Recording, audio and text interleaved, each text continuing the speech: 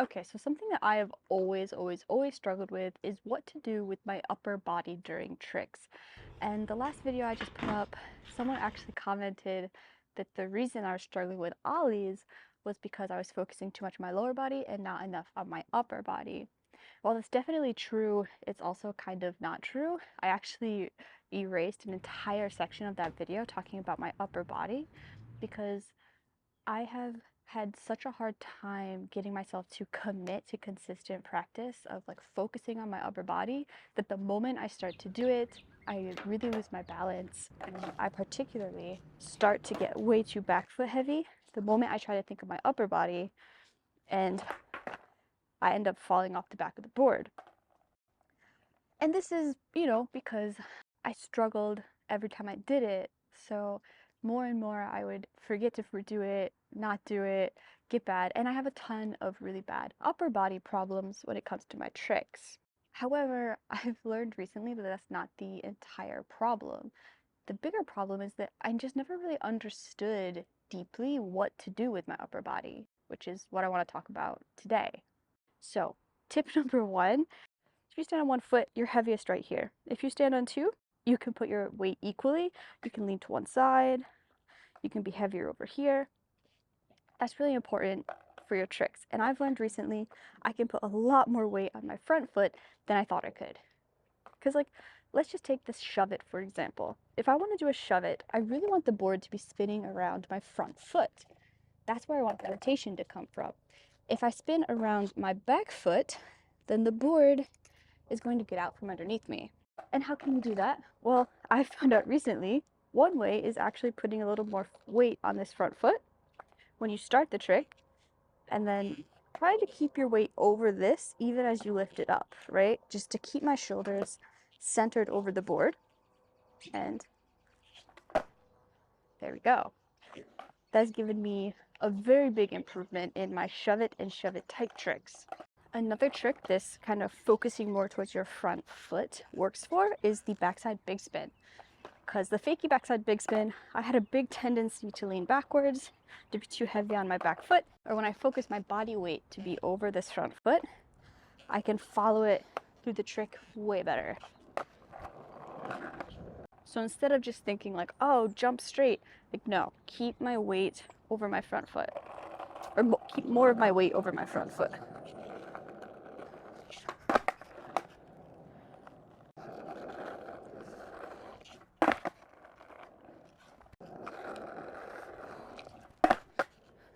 It's made me so much more consistent. So I guess you could conclude that it's better to keep a majority of your weight, at least throughout part of the trick, over the area of the skateboard you want it to rotate around, you know? The bigger part of that is, how do I bring my arms up during a jump to give me a little extra momentum going upwards? When I started skateboarding, I would put my arms out, come down, cross, and come back up. And I did that because I was nervous and probably obsessed with the fact that my shoulders had to be parallel to the board, which they didn't. And that's what I was doing. I was focusing on staying straight because if I did this, I'd know that my shoulders had opened. So that's what I did for a long time. But I kind of lost it and I just got rather sloppy, and there was just no methodology to how I jumped at all. And some people probably would argue that just feel it, just do it, just do what you do. And that just never works for me. So instead, I want to share what I've learned like really recently, even after making that video, because the comment really got me thinking, what can I do to fix this problem I have? What can I do to address my shoulders and my upper body in like a smart way? First of all, I realized that when I jumped, I was jumping too much like a standing jump, putting my arms out in front of me. And I would not be surprised if this is part of the reason we jump so far forward during our tricks, at least for me. I'll only speak for me. So I looked up some really talented skaters like Nyjah Huston. I was looking at Neen Williams. I looked at John Hill, and I just looked at their shoulders. That was it. I just wanted to know where they threw their hands because I have a memory of my friend Nem. We would skate together, and when he ollied, he would throw his arms straight back, like literally behind him and up. and he had told me to try it, and I just couldn't get the hang of it. It was really hard for me. But it made sense because if you don't want to jump forward, it makes sense to throw your arms back. That would actually limit your forward momentum. So I went back to watching the clips, and I noticed one thing in common is that good skaters often had their arms going a little bit back at a slight angle.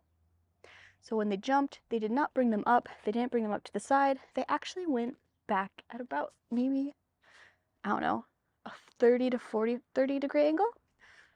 That is where their arms were going, back at about 30 degrees. And that made sense to me because you want upward lift, but you also want to go a little bit back to hopefully stop you from jumping forward.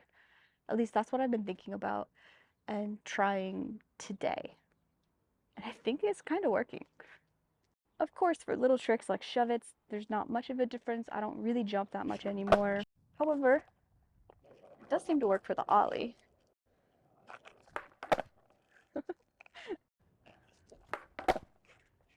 I just want something that's consistent, that I know what I'm gonna do with my arms and just feel good every time. That's what I want. Not that. That is my kryptonite. That right there. Not bad though, right? I don't think it was that bad. I'm actually really hoping that this helps with the kickflip, because when you flick off the heel side edge of the nose, you can ever so slightly pull the board backwards towards your heels. It's kind of why I'm hoping that if I jump with my arms going that way, it'll make it easier to land on top of the board instead of landing like this. I haven't done kickflips in a long time though, so.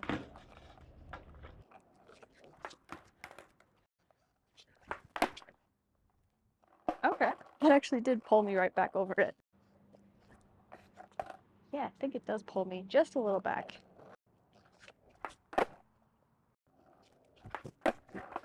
Oh, okay.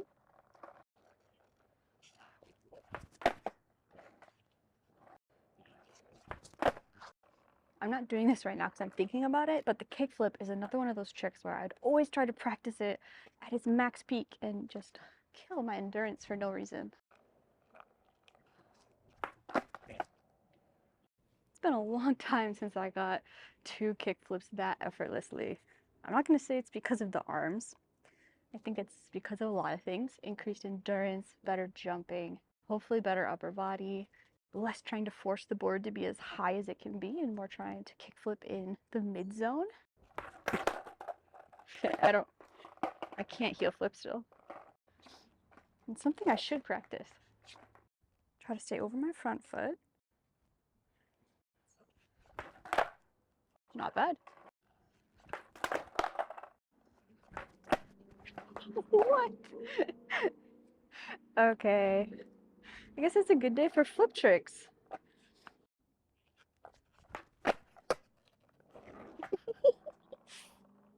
I only land like 1 heel flip every like 6 months, so that's a big deal. Alright, let's freestyle.